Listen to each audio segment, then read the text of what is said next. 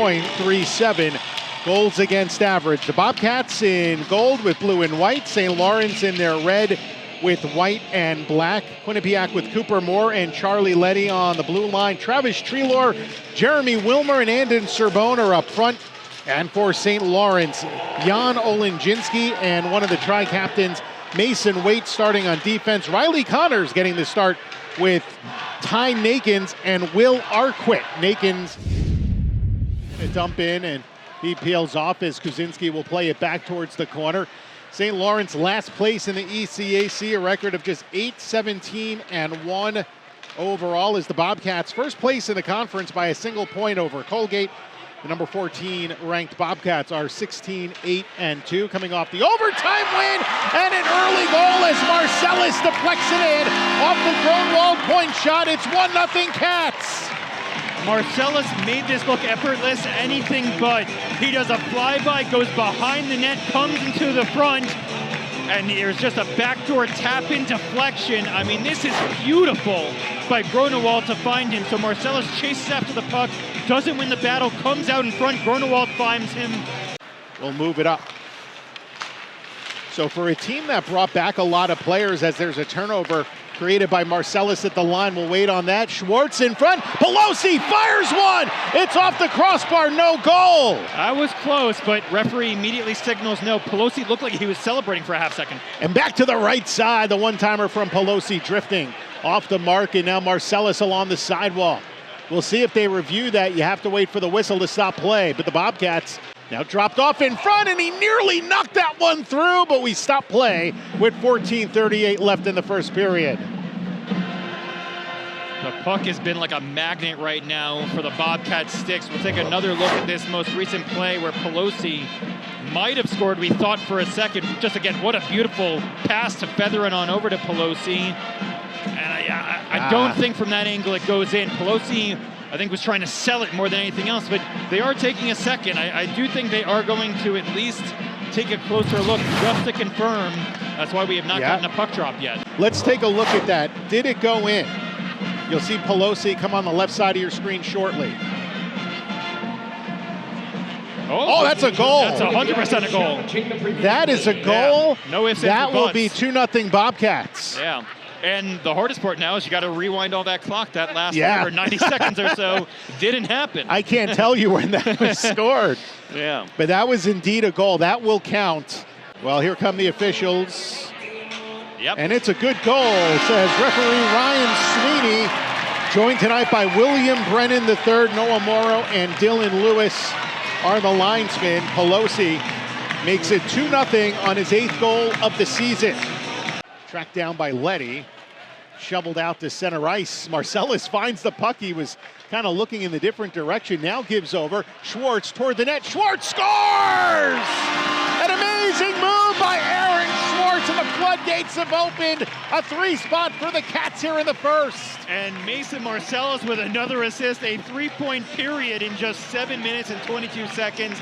But give full marks to Schwartz for the patient move, and that's going to be the end of Kaczynski's night. He's done after 7:22. Schwartz does a great job faking to the outside, goes to the inside. And yes, I'm going to guess that Kaczynski does not enjoy playing in Hamden, Connecticut, as the Bobcats have put on a 3-spot. Now timeout St. Lawrence. I've called a lot of pro hockey. I never underestimate the smaller guys. Thinking about, and you know Michael Haley's name very well, as someone who's only about 5'10", and he could drop him, but that's a whole other story. It's Ricketts looking in front for Borgula, and he scores! Oh, an amazing pass, and Tyler Borgula finishes. It's 4-0 Quinnipiac.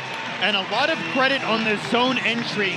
Just a good job getting that extra step ahead of the defender, as we're going to take another look at this play. A big-time goal for the Bobcats to get some momentum back. Bobcats, you're going to see here right there, that nice little play by Ricketts right in front. Second attempt does go home. Borgula makes it 4-0 Bobcats. Prevent that from going into a yawning cage. Yeah, nice little stick check, a last-second desperation stick check otherwise. It's Pelosi with his second of the game. So we mentioned the brief 2-game winning streak for St. Lawrence. They lost 6-1 the following night at home against Colgate. Meanwhile, in front, and Marcellus rifles home his second of the night. The catch strike 67 seconds into the third period. It is now 5-0. Well, the Bobcats must love going from their right to left, as it is now Mason Marcellus' fourth point of the game, 2 goals, 2 assists, and a nice little passing play. They couldn't convert on the Pelosi attempt, but this one goes from center, then right around the goal line. The trailing forward Marcellus. And Place out there as the penalty comes to an end. Here comes Treelor. Arquette rejoins the play.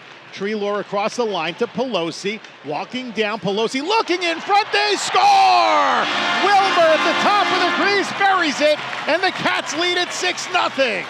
Wilmer with his first shot attempt of the game. That's a surprising stat, as there's 13:44 remaining here in the third period.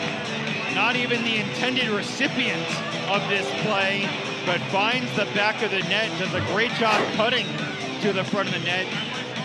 Good job gaining the line by Treelor, and then it's Pelosi looking back for Treelor, gets intercepted out in front, last batted home by Wilmer to make it a 6-0 game. Across the line, trying to get around the big defenseman in Mason Wade, who drops it off for Casey, and ahead to Felix Gavars. So some of the bottom 6 guys getting a lot of ice time down the stretch for both teams. As Arquette shot, and they score! Casey setting the screen. It went barred down with 1:50 left to go in this third period, but it was Arquette from the point to make it a 6-1 game. And Xavier St. Lawrence credit for the ability to just fight until the very end, find a way to get a goal, see if that leads to just a touch of momentum heading into the game against Princeton. And what do you know, we're going to get some Noah Altman action between the pipes. Oh, and you're going to hear the crowd, probably the loudest you're going to hear it tonight. Listen to the crowd applause for Noah Altman. 31, Noah Altman.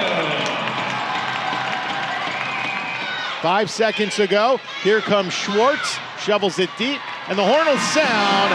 It is a Bobcat win here in Hampton, Connecticut, your final 6-1.